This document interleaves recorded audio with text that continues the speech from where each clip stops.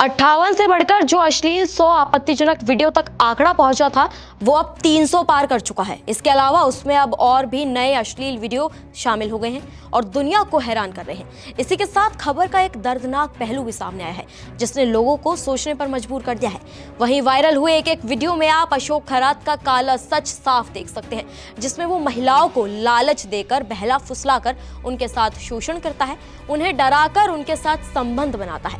वहीं ये सारे वीडियो अब सोशल मीडिया पर वायरल हो गए हैं और दुनिया के सामने खुलकर आए हैं। इसी के साथ अब पीड़ितों का दुख भी बाहर आने लगा है। दरअसल पूरा मामला क्या है, आइए आपको बताते हैं। हर अपराध की एक सीमा होती है, ये आप भी मानते हैं, लेकिन कुछ अपराध ऐसे होते हैं जो सिर्फ कानून नहीं तोड़ते बल्कि इंसान की जिंदगी, उसकी पहचान और उसकी इज्जत को भी तोड़ देते हैं। नासिक का कथित ढोंगी बाबा अशोक खरात केस अब उसी खतरनाक मोड़ पर पहुंच गया है, जहां सच सामने तो आ रहे हैं लेकिन उसके साथ ही पीड़ितों का दर्द भी और गहरा होता जा रहा है। ये मामला अब सिर्फ आरोपों या गिरफ्तारी तक सीमित नहीं रहा, बल्कि अब ये उन परिवारों की ट्रेजेडी बन चुका है जिनकी निजी जिंदगी सोशल मीडिया की भीड़ में नीलाम हो रही है। जिन वीडियो को सबूत बनना था वही अब पीड़ितों के लिए सजा बनते जा रहे हैं। एक पीड़िता के रिश्तेदार का कहना है कि वीडियो सामने आने के बाद उन्हें ऑफिस जाना तक मुश्किल हो गया है।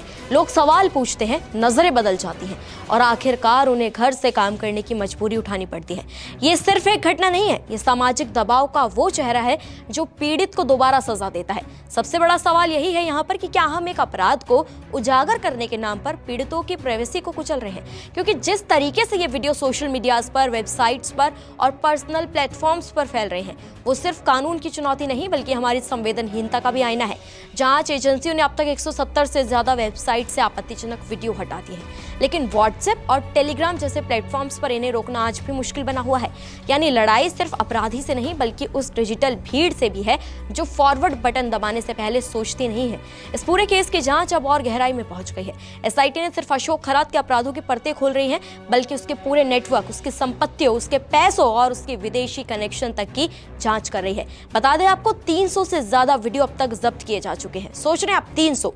ऑक्स प्रॉपर्टी जैसे ठिकानों की भूमिका सामने आ रही है और शक ये भी है कि महिलाओं को जो पानी पिलाया जाता था उसमें कुछ मिलाया गया हो सकता है, कुछ नशीला पदार्थ। वहीं अशोक खरात को रविवार को जिला सत्र न्यायालय के सामने पेश किया गया। दोनों पक्षों की दलीलें सुनने के बाद कोर्ट ने खरात की पुलिस हिरासत 3 दिनों के लिए यानी 1 अप्रैल तक बढ़ा दी। मामले के व्यापक दायरे का हवाला देते हुए पुलिस ने आगे की जांच के लिए खरात की हिरासत बढ़ाने का अनुरोध किया। सुनवाई के दौरान सरकारी वकील और पुलिस ने जोरदार तरीके से अपना पक्ष रखा। अभियोजन पक्ष ने कोर्ट के सामने दलील दी कि आरोपी अशोक खरात जांच में सहयोग नहीं कर रहा और उसके पास काफी ज्यादा संपत्ति है। उन्होंने आगे ये भी कहा है कि जब्त किए गए मोबाइल फोन में मौजूद डेटा का तकनीकी विश्लेषण अभी बाकी है और साथ ही इस अपराध में खरात के असली साथियों की पहचान भी अभी होनी बाकी है। यानी ये सिर्फ एक व्यक्ति का अपराध नहीं बल्कि एक प्लान्ड सिस्टम की कहानी हो सकती है।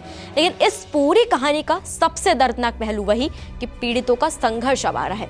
कई महिलाएं अब हिम्मत जुटाकर सामने आ रही हैं, शिकायतें दर्ज करा रही हैं, लेकिन हर कदम उन्हें समाज की नजरों, सवालों और तानों से लड़ना पड़ रहा है। गवाह सामने आने से डर रहे हैं क्योंकि उन्हें पता है कि इस लड़ाई में सच बोलना आसान नहीं और उनकी कीमत बहुत ज्यादा बड़ी होती है। सरकार और प्रशासन की सख्ती भी अब दिखने लग गई है। देवेंद्र फडणवीस के निर्देश के बाद मीडिया प्लेटफॉर्म्स पर कार्रवाई तेज हो गई है। नोटिस जारी किए जा रहे हैं, कंटेंट को हटाया जा रहा है। लेकिन सवाल यह है कि क्या सिर्फ कंटेंट हटाने से समस्या खत्म हो जाएगी या फिर हमें अपनी सोच भी बदलनी होगी? क्योंकि असली लड़ाई सिर्फ ढोंगी बाबा के खिलाफ नहीं है, असली लड़ाई उस मेंटेलिटी के खिलाफ है जो ऐसे लोगों को ताकत देती है और फिर उसी समाज में पीड़ितों को शर्मिंदगी झेलने पर मजबूर कर देती है।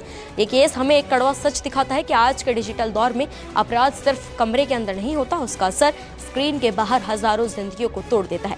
इसलिए जरूरी है कि हम सिर्फ न्याय की मांग ना करें बल्कि जिम्मेदारी भी निभाएं, क्योंकि हर शेयर किया गया वीडियो, हर फॉरवर्ड किया गया क्लिप किसी पीड़ित के जख्म को और गहरा कर सकता है। याद रखिए, सच को सामने लाना जरूरी है लेकिन इंसानियत को बचाकर, वरना अन्याय की लड़ाई में हम कहीं खुद ही अन्याय का हिस्सा ना बन जाए। नमस्कार, मैं हूं मानक गुप्ता। अगर आपको हमारा ये वीडियो पसंद आया हो तो इसे लाइक और शेयर जरूर करें और हाँ, हमें सब्सक्राइब और फॉलो करना ना भूलें ताकि आप देश और दुनिया की कोई खबर मिस ना करें। तो जुड़े रहिए हमारे साथ और देखते रहिए न्यूज़ 24।